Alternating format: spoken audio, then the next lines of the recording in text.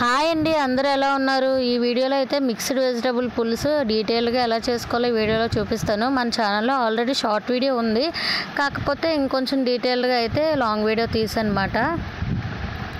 ఇంక ఈ మిక్స్డ్ వెజిటబుల్స్కి కావాల్సిన ముక్కలు అయితే ఇంకా బెండకాయలు, ఆనపకాయ, ములంకాడలు, వంకాయలు అయితే తీసుకున్నాను నేను. మీకు నచ్చినవి మీరు తీసుకోవచ్చు. రాడిష్, ఇంకా బీట్రూట్, క్యారెట్ ఏవైనా తీసుకోవచ్చు, మీ ఇష్టం. సో ఇంకా మనం ఈ ముక్కలన్నీ కట్ చేసుకొని ఇక్కడైతే పెట్టుకున్నాను. ఉల్లిపాయలు, టమాటో, ఇంకా అల్లం వెల్లుల్లి పేస్టు, పచ్చిమిర్చి, కరివేపాకు, కొత్తిమీర, చింతపండు ఇవన్నీ అయితే కర్రీకి కావాల్సినవన్నీ ఒక దగ్గర పెట్టుకున్నాను. ఇంకా ప్రాసెస్లోకి అయితే వెళ్ళిపోదాము. స్టవ్ ఆన్ చేసి కడాయి పెట్టుకొని ఆయిల్ వేసుకొని ఆయిల్ బాగా హీట్ అయిన తర్వాత పచ్చిమిర్చి, ఉల్లిపాయలు, కరివేపాకు వేసి బాగా ఫ్రై చేసుకోవాలి. ఉల్లిపాయలు అన్నీ బాగా ఫ్రై అయిన తర్వాత టమాటా ముక్కలు, బెండకాయ ముక్కలు, ఇంకా వంకాయ ముక్కలు, మునక్కాడ, ఆనపకాయ ముక్కలు ఇవన్నీ వేసేసి కొంచెం ఉప్పు అయితే వేసుకొని బాగా కలుపుకోవాలి. ఇవన్నీ బాగా మగ్గించుకోవాలన్నమాట. ఇంకా కొంచెం కారం, అల్లం వెల్లుల్లి పేస్ట్ కూడా వేసుకొని బాగా కలుపుకొని మంట మీడియం ఫ్లేమ్లో పెట్టుకొని బాగా ఇంక ఈ ముక్కలన్నీ మగ్గించాలి. ఇంకా తర్వాత మూత ఓపెన్ చేసి చూసి ఒకసారి బాగా కలుపుకున్న తర్వాత మళ్ళీ మూత పెట్టుకొని అయితే మూత పైన అయితే వాటర్ వేసుకోవాలి. వాటర్ వేసుకొని ఒక 10 మినిట్స్ మీడియం ఫ్లేమ్లో ఉంచితే ఆ పైన మూత పైన వేసిన వాటర్ అంతా బాగా మరుగుతుంది. ఆ మరిగిన వాటర్ని మూత ఓపెన్ చేసుకొని ఆ ప్లేట్లో ఉన్న వాటర్ అయితే ఇంకా ముక్కల్లో అయితే యాడ్ చేసేయాలి. ఇంకా ఆ ముక్కలన్నీ ఆ వాటర్తో బాగా ఉడకాలన్నమాట.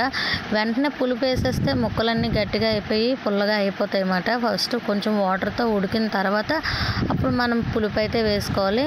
ఇంకా వాటర్తో ముక్కలు ఉడుకుతున్న సమయంలో అయితే మనం ఇక్కడ నానబెట్టుకున్న చింతపండు అయితే ఇంకా గుజ్జు రసం తీసుకొని ఒక గిన్నెలోకి అయితే వేసుకోవాలి. ఇంకా వాటర్తో ముక్కలు ఉడికిన తర్వాత ఈ చింతపండుని యాడ్ చేసుకొని బాగా మరిగించుకోవాలి. ఇంకా 15 మినిట్స్ హై ఫ్లేమ్లో, ఒక 10 మినిట్స్ లో ఫ్లేమ్లో బాగా మరిగించుకోవాలి.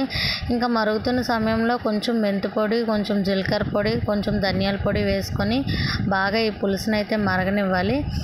ఈ పులుసుని బాగా మరిగిన తర్వాత లాస్ట్లో కొత్తిమీర యాడ్ చేసేసుకొని స్టవ్ ఆఫ్ చేసేసుకోవడమే. టేస్ట్ అయితే చాలా బాగుంటుంది. మీరు ఏ వెజ్జెస్తో అయినా ట్రై చేయొచ్చు. ఇవే ముక్కలు వేయాలని, ఈ ముక్కలు వేస్తే ఏంటంటే మనకి దొరుకుతాయి కాబట్టి వీటితో ట్రై చేస్తే చాలా బాగుంటుంది అన్నమాట. ఇది మరుగుతున్న సమయంలో కొంచెం బెల్లం ముక్క ఉంటే యాడ్ చేసుకోండి. ఇంకా సడన్గా అయితే మా ఇంట్లో లేకుండే బెల్లం ముక్క యాడ్ చేస్తే టేస్ట్ అయితే ఇంకా బాగుంటుంది. ఈ పులుసు వచ్చేసి మనకి జలుబు ఎక్కువగా ఉన్నప్పుడు, గొంతు బాగాలేని ఉన్నప్పుడు అయితే ఇలా చేసుకుని ఒకసారి ట్రై చేయండి. ఇలా ఈ పులుసు అయితే చేస్తేనండి మనకి గొంతు ఫ్రీగా అండ్ హాయిగా అనిపిస్తుంది. టేస్ట్ కూడా చాలా బాగుంటుంది. రోజు మనం వండే కర్రీసే కాకుండా అప్పుడప్పుడు ఇలాంటి పులుసులు చేసుకుంటే మనం కూడా కొత్త ఐటెం ఏదో తిన్నట్టు, కొత్తగా ఏదో ట్రై చేసినట్టు అనిపిస్తుంది. అన్ని వెజిటేబుల్స్ ఉంటాయి కాబట్టి మనకి హెల్త్ బెనిఫిట్స్ కూడా చాలా ఎక్కువ ఉంటాయి. ఇంకా నేను ఫుల్ ప్రాసెస్ డీటెయిల్డ్గా చెప్పానని అనుకుంటున్నాను ఈ వీడియోలో. మీకు అర్థమైందో లేదో కామెంట్ చేయండి. వీడియో నచ్చితే మన ఛానల్ని లైక్ చేసి సబ్స్క్రైబ్ చేసుకోండి.